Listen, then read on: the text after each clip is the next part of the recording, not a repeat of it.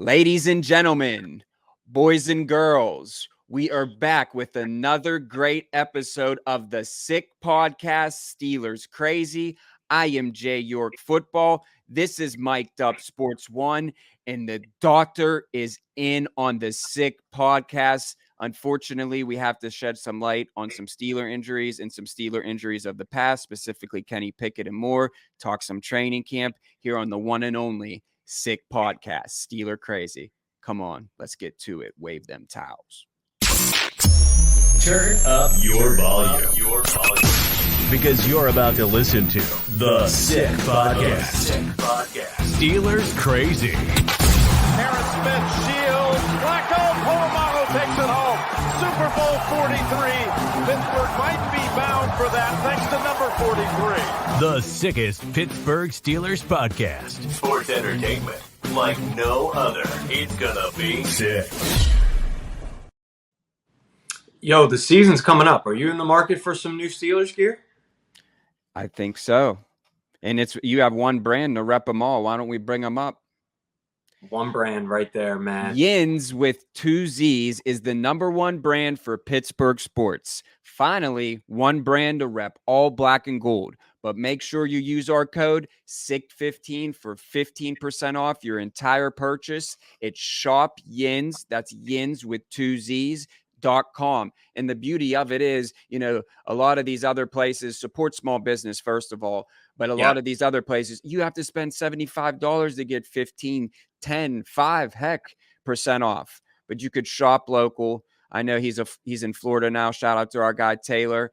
I know we're going to be doing a giveaway as well. So make sure you follow all our socials. But make sure you go to shopyins.com. It's just some awesome gear. You still have time, but the preseason is here. And before you know it, will be regular season. So make sure you hit that link and hit the code SICK15 at the one and only Shop Yins. That's with 2 Z's. 2 Z's.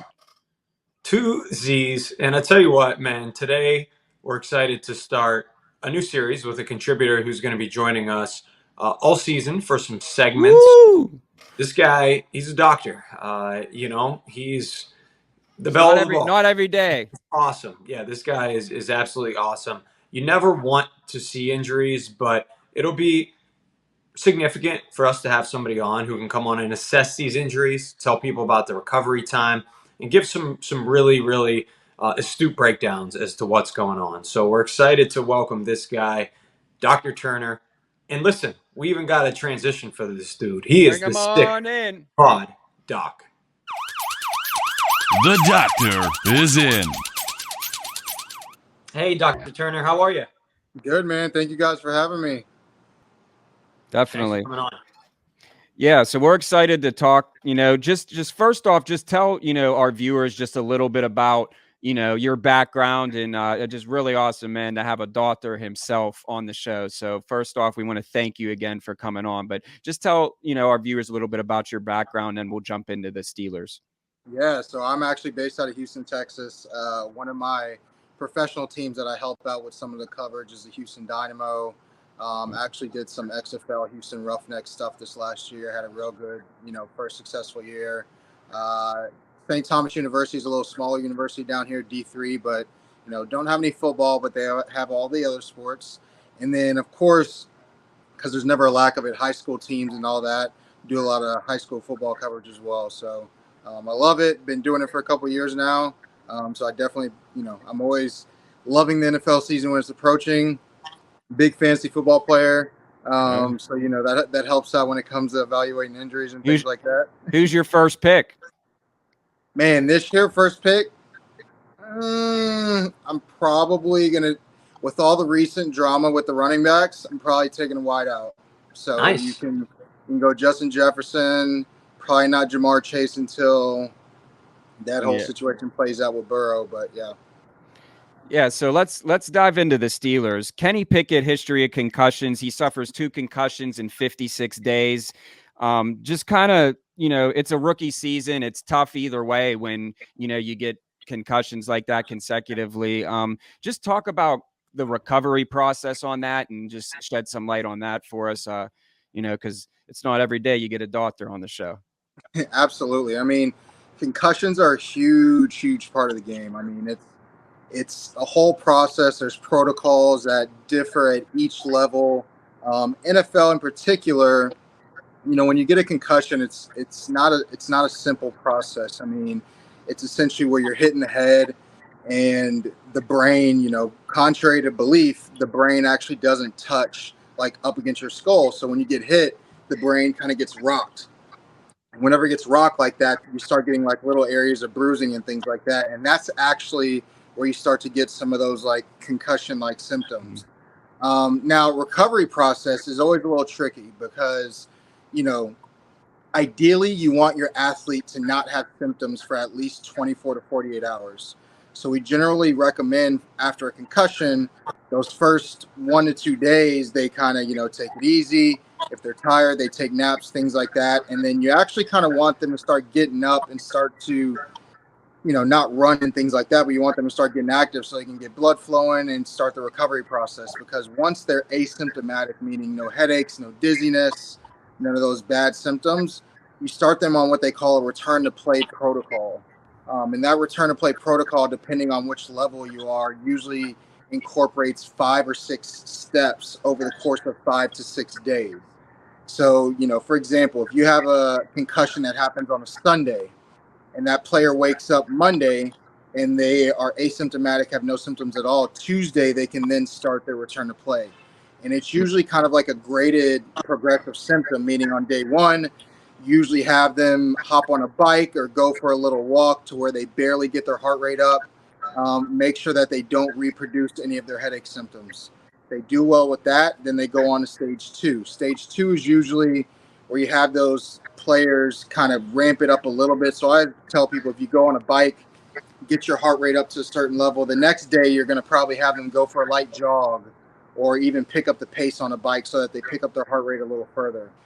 That third day, as long as they don't have symptoms on stage 1 or 2, that third day they then go on to what we call like the skill specific drill kind of area. So if you're a wideout, you usually see it like in training camp and things like that. They're off to the side, kind of doing drills by themselves.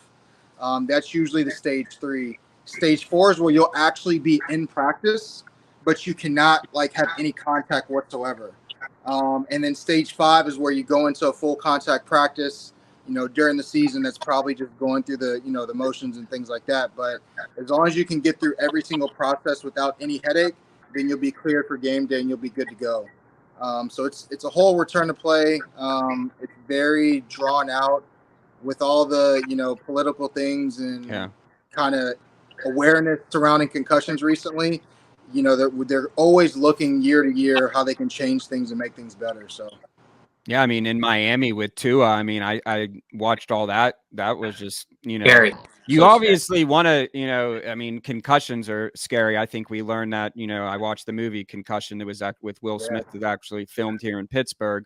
And it really opened my eyes because, you see the technology, and I know Mike's going to talk about it, the helmets now. But what's crazy is like they were back in the day, they didn't have that. It was just, I mean, they were playing on AstroTurf. Like still till this day, I don't understand. Like, I have a piece of Three River Stadium like right on my mantle, and I'm like, I like put my elbow on it sometimes. I'm like, I can't imagine like getting tackled on this. So we definitely came, a long way as far as, sports, NFL safety. But yeah, it's just that was just breaking it down like that. It's a process. And I think that's really, the whole gist of it is just, you gotta see, and it's research. Absolutely. Yeah, I'm sure each individual is very different as well. Jordan talked about the improved technology a little bit. We hear all these things as consumers of the league, things like these carbon fiber, liquidated helmets, not liquidated, but liquid shock absorbers, I should say. In your experience, where is this trending? What are we seeing more frequently now? And do these work? Are they helping?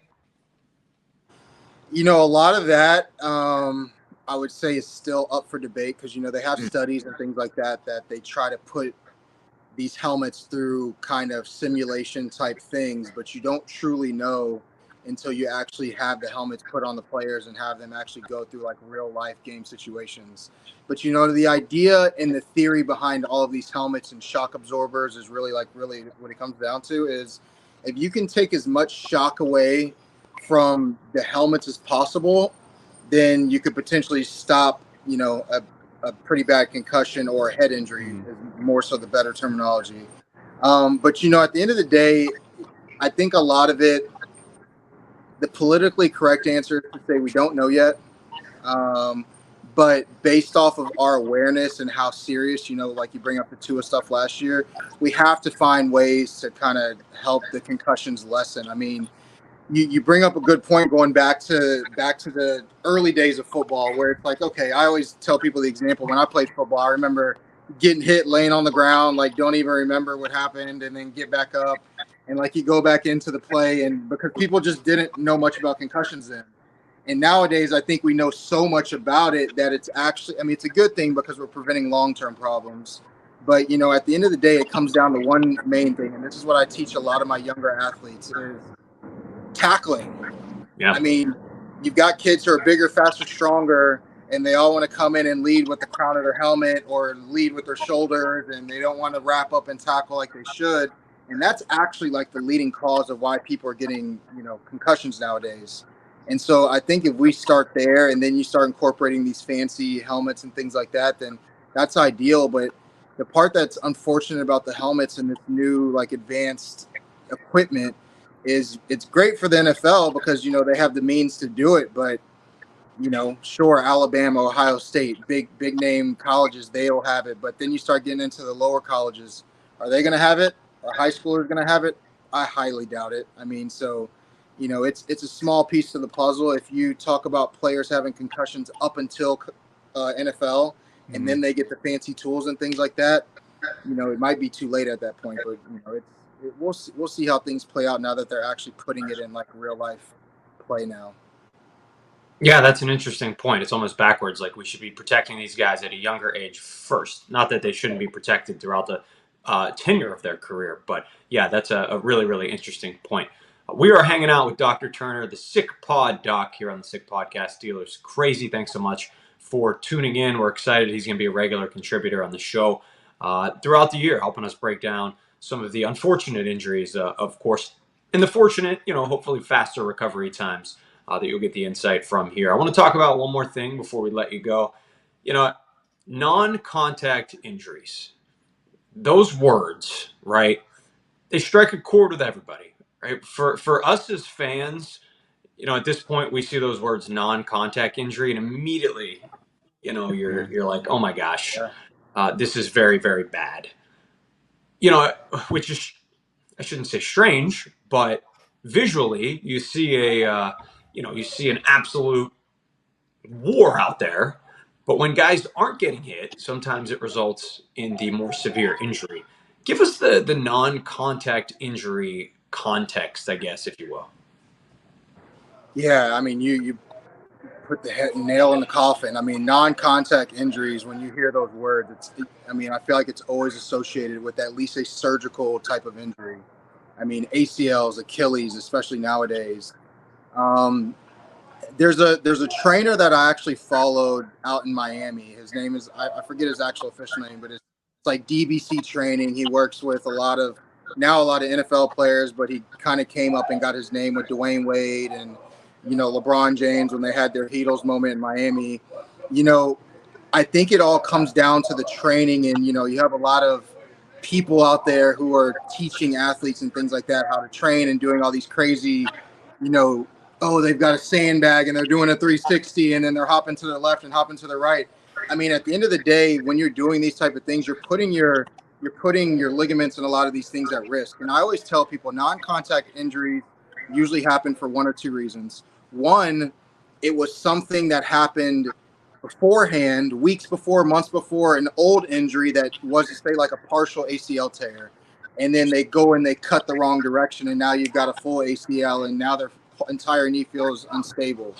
Then you've got like Achilles injuries, where a lot of times when people actually tear their Achilles or pop their Achilles, they've had some kind of like underlying Achilles tendonitis, Achilles pain, calf tightness, whatever it may be. So a lot of times I feel like these non-contact injuries come from overuse.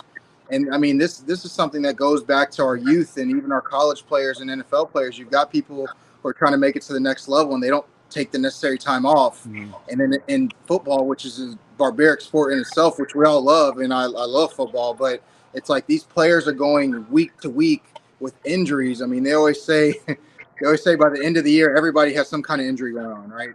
And so I think that's what puts most of these players at this risk of these non-contact injuries or besides freak accidents where it's like somebody like pushed you and then your knee twisted or something like that. But non-contact injuries is a part of the game that I don't necessarily know will ever get better until we start having like actual licensed trainers who are actually teaching you movements that are relevant to your sport instead of coming up with all of these crazy things that mean nothing for your body at the end of the day. We obviously want everybody to stay healthy, including your fantasy football team. Let me drop something on you real quick. All right, Steelers revamped offensive line over here. Pass game's going to open up a little bit. That's going to open up the run too. So if you can get Najee Harris at a steal in like the third round, man, he's going way lower than he's projected right now. Make sure you handcuff him with Jaylen Warren too, who's an absolute beast to Steelers, who's going to be mixed in every once in a while, which will also help Najee. He's going to catch it a lot, score a lot of touchdowns. So there it is, right there. I got to throw that at you. I'm all on Najee this year. I mean, nice. You think about him as a prospect coming out of high school, Adrian Peterson comparisons and everything. I mean, they were showing films of this kid when he was a sophomore in high school. Gets to Bama, destroys everything, right? Then he gets to the Steelers, where he had an old Ben who was at the end of his wits. Then he's got a rookie quarterback. Y'all lost a lot of y'all's O-line. I mean, I'm high on Najee. I mean, people were mad because he was stumbling for 3 to 4 yards, which is not like him. I think he was hurt too when he was going through that. He took out the steal and it all changed. It's crazy. I think he has a big year though. I agree. I think we're going to have a big year here on the Sick Podcast. Steelers Crazy. We're excited for you to be a part of it. Dr. Turner, absolute pleasure, man. We'll catch up soon. Thank you. Thanks for having me, y'all. Appreciate it. Anytime. Yeah, good stuff, Jordan. I mean, like we said, it's like a catch-22. Guys are going to get injured, right? We've seen it already at Steelers camp, unfortunately. And I know we're going to talk about that in a few seconds here. And it's something you hate to harp on, but it is such a big storyline quite often in the NFL. So I mean, the season hasn't even started yet. I mean, we've seen what happened. Shout out to our man Chris Wormley. We've seen what happened to him. That's an unfortunate, torn ACL. It's tough, but I know he's going to come back stronger. So just wanted to shout out Big Worm one time before the season starts. Forever Yinzer in our heart. He's a Yinzer for life, no matter where he goes. And the comeback season is going to be crazy. I want to shout out something else real quick, Jordan. Interesting transition. Yeah. But I want to talk about one of our sponsors for sure. These guys are absolutely awesome. If you're looking for a new experience that is so fun, so enjoyable, it's a great way to create. There it is. It's a great way to spend time with friends. You're going to get all excited. I just went there last weekend. Listen, I did a double shot of espresso. He's like, you got to try. So I was like, just give. And listen, you're still high on it. Oh my gosh, I'm ready to run through a wall. Well, really, I'm on a Steeler high right now because I'm heading up to training camp for the weekend, and we'll talk about that. But definitely, just great people. Get creative, get caffeinated. Brushes and Beans Cafe. Visit them at 4550 William Penn Highway in Murraysville. They have a parking lot. Bring your friends, bring your kids. It's a family affair at Brushes and Beans. And I know we're going to be doing some stuff over there. Some painting, pottery. You never know. So Brushes and Beans, just all around awesome place. So make sure you check it out. Actually, don't just check it out. Meet me there. Beat me there. I'll see you at Brushes and Beans at Murraysville.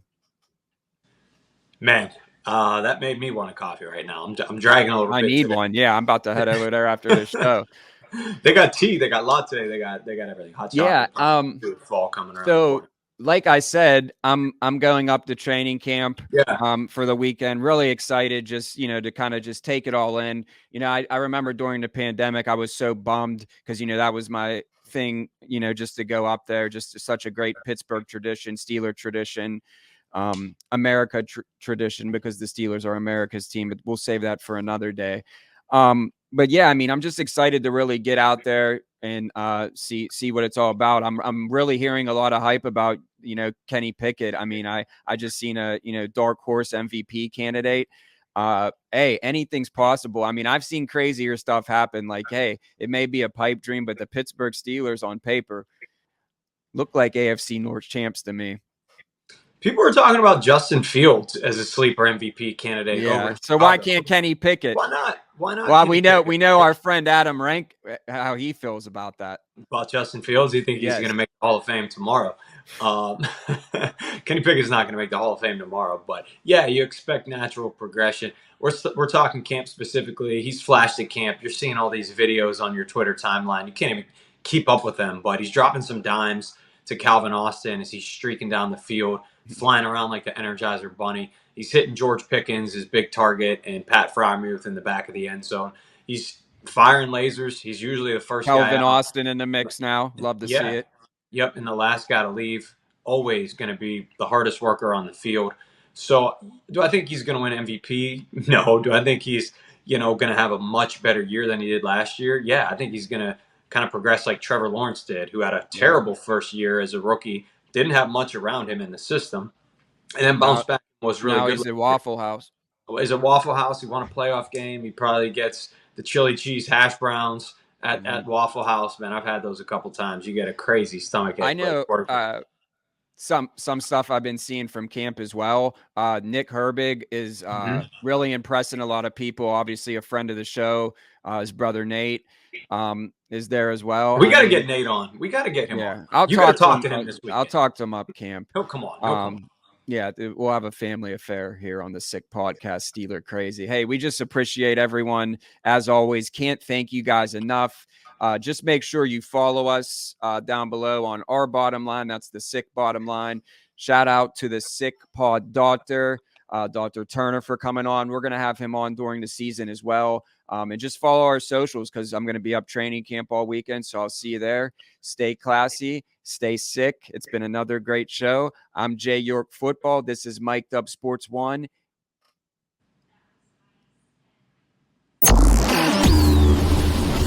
And that's a wrap. Hope you don't miss us too much until next time. Follow the Sick Podcast Steelers Crazy on YouTube, Instagram, Facebook, Google Play, and Apple Podcasts.